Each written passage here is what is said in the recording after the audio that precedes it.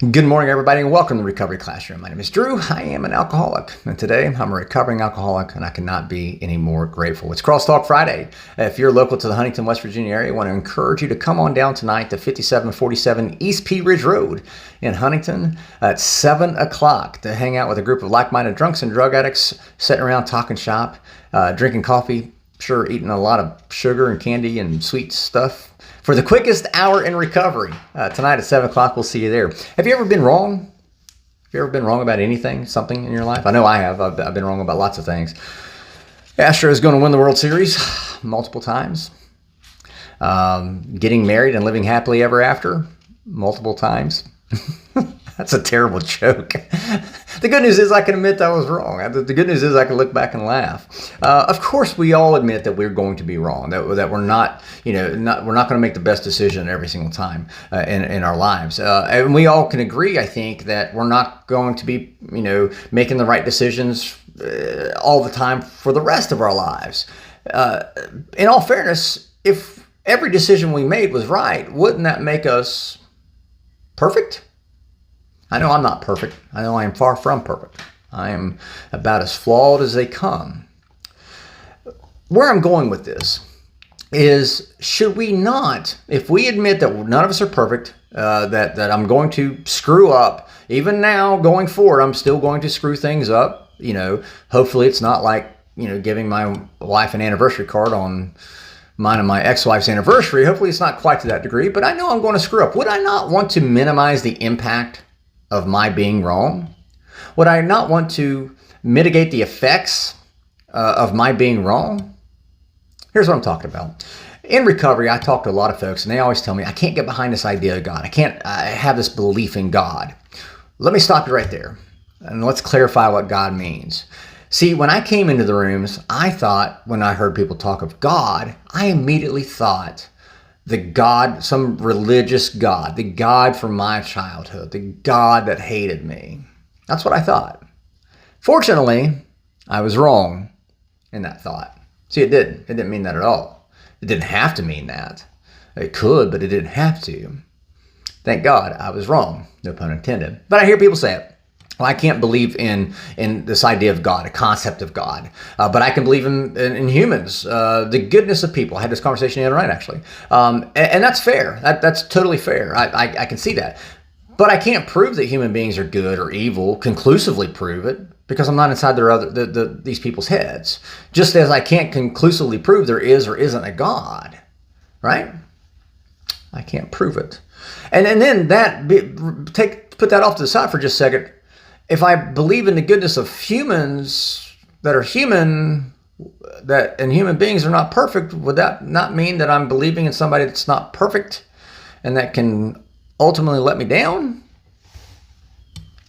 Ultimately let me down. Let me say it like this. I know I'm going to be wrong. I know I'm going to be wrong at some point in time throughout the rest of my life. No question about it. When it comes to God or a power greater than myself, however you want to phrase it, I would much rather believe in a power greater than me and be wrong about that than to not believe in a power greater than myself and be wrong. I'm going to say that again, one more time, a little bit louder for those in the back who might have been sleeping. I would much rather believe in a power greater than myself and be wrong about that than to not believe in a power greater than myself and be wrong. Because again, after all, I'm going to be wrong. We've already established that. I'm going to be wrong at some point in time throughout the rest of my life. So would it not behoove me to believe in a power greater than myself that can restore me to sanity, that can get me sober, get me clean and sober, and be wrong about that power existing, than to not believe in that power? I continue in my addiction. I continue in my self-destructive ways, and I end up losing my life? Which one would you choose? And again, let me position it this way, maybe. What do I have to lose? Let's say that for the sake of conversation, I am wrong. Okay, well, guess what? I'm wrong. I'm still sober. I'm still sober. I'm still clean. So is it really that bad? Am I really losing anything other than just saying words that I'm wrong?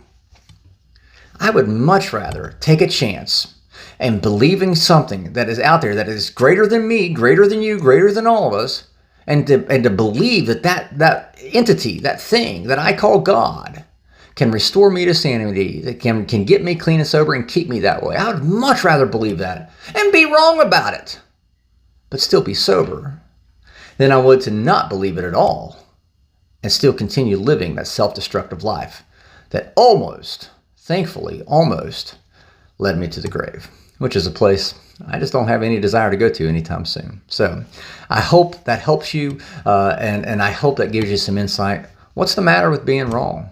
What's the matter with being wrong? And wouldn't I want to minimize my being wrong?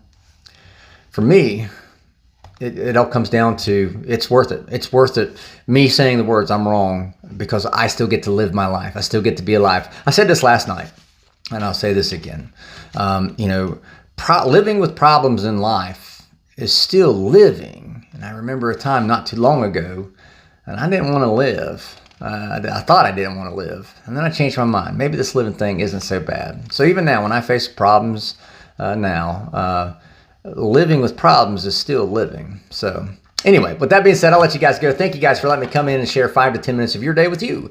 You guys absolutely keep me sober, and I could not be any more appreciative. If there's a topic you'd like to hear discussed, feel free to email it directly to me, Drew, D-R-E-W, at recoveryclassroom.org. I'll take a look at it, see what we can do. So in the meantime, remember, guys, you can't get drunk if you don't take that first drink.